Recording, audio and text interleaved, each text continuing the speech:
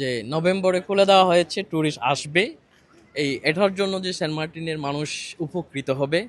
আসলে এটা সম্পূর্ণ আইওয়াশ নাটক। কারণ এখন আমাদের যে পরিস্থিতি চলতেছে ওই পরিস্থিতি নিয়ে আমরা এগিয়ে যেতে পারতেছি না। দীর্ঘ ৯ মাস জনসাধারণের জন্য বন্ধ ছিল সেন্ট মার্টিন।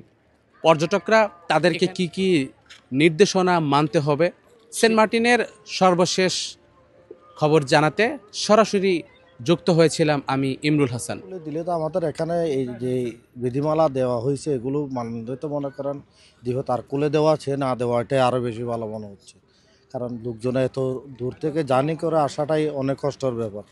এর মধ্যে তারা রাত্রি যাপন না করতে পারলে, আর যারা মনে করেন কিছুটা বিজনেস করছে এরাও যদি 2 পয়সা ইনকাম করতে না পারে, তাহলে এখানে আসে শুধু লাভটা হইল কি?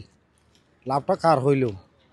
কি জাহাজের লোকদের হইলো, না সেন্ট মার্টিনের দ্বীপের যারা বাসিন্দা, তারা ব্যবসা বাণিজ্য নিয়ে পর্যটক নিয়ে জড়িত যারা তাদের হচ্ছে, না এখানকার বা লোকাল যারা আছে যারা দিনের মজুরি করে খাচ্ছে নাকি তাদের লাভ হচ্ছে এটা? কারণ এই বিষয় নিয়ে তো কিছু আমরা তবে 2 মাসের জন্য তো খুলে দিচ্ছে, রাত্রি যাপনও করতে পারবে। 2 মাসের কারণ রাত্রি যাপন করতে বলে, কারণ আমাদের জার্নিটা কিন্তু বেশি হয়ে যাচ্ছে না। কারণ এখন তো শুনতেছি নাকি আমাদের নুনিয়া ছড়া ঘাট থেকে যদি এখানে রাত্রি যাপন না করতে না পারলে আসবে না। তার বিঘারে তো মাত্র 2 ঘন্টার জন্য কেমনে আসবে, থাকতে না পারলে কেমনে আসবে, তার কোনো দিয়ে আসবে না এখানে। এগুলি নিয়ে আমাদের সম্বন্ধে চিকিৎসার অভাবে মানুষ মারাই যাচ্ছে। ডেলিভারিতে কয়েকজন মানুষ মারা গেছে। আমরা ইদানিং দেখছি, আমরা দ্বীপবাসী তো এখানে এখানে খুবই আমরা চিকিৎসাতে খুবই কষ্ট আছি। সরকারিভাবে কিছু দেয় নাই তো, এখানে দেওয়ার কথা বলে দেয় নেই কিছু। এখন আমাদের যে পরিস্থিতি চলতেছে ওই পরিস্থিতি নিয়ে আমরা এগিয়ে যেতে পারতেছি না। দিনে গিয়ে দিনে চলে যাবে, আসবে আর চলে যাবে, এটা নিয়ে আমরা তো ট্যুরিস্ট নিয়ে গিয়া করতে পারতেছি না।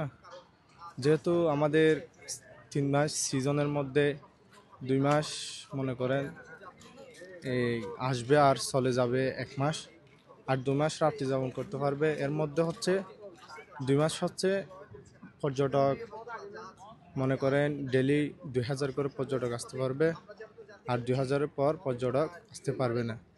এখানে সেন্ট মার্টিনের নিরাপত্তা ব্যবস্থাটা একদম সুনিশ্চিত, 100% নিশ্চিত। এখানে আসলে মানে নিরাপত্তার ক্ষেত্রে গিয়ে কোনো ধরনের ঘাটতি নেই। এখানে পুলিশ, কোস্টগার্ড, নেভি, আপনার বিজিবি, এরা সবাই কিন্তু সজাগ।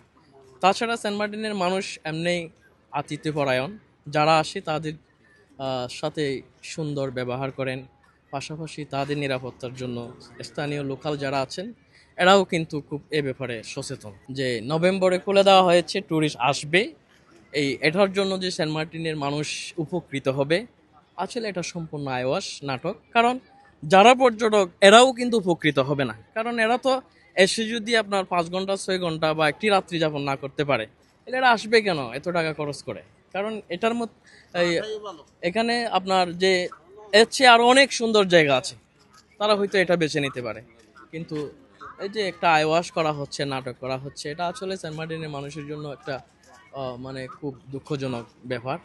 তা আমি চাইবো যে আপনার সেন্ট মার্টিনের পর্যটক আসবে আসবে না, আপনার পর্যটকদের থাকার জন্য স্ট্রাকচার কী হবে, হ্যাঁ, মানে মানে কোন পরিবেশের মাধ্যমে কোন ওয়েতে এগুলো করা হবে, এগুলো সম্পূর্ণ যদি একটি সরকারিভাবে একটি প্ল্যাটফর্ম দেওয়া হয়, আশা করি সেন্ট মার্টিনের মানুষ উপকৃত হবে। তখন এরা বুঝতে পারবে যে না, আমরা প্রস্তুতি নিতে পারবো অথবা নিতে পারবো না।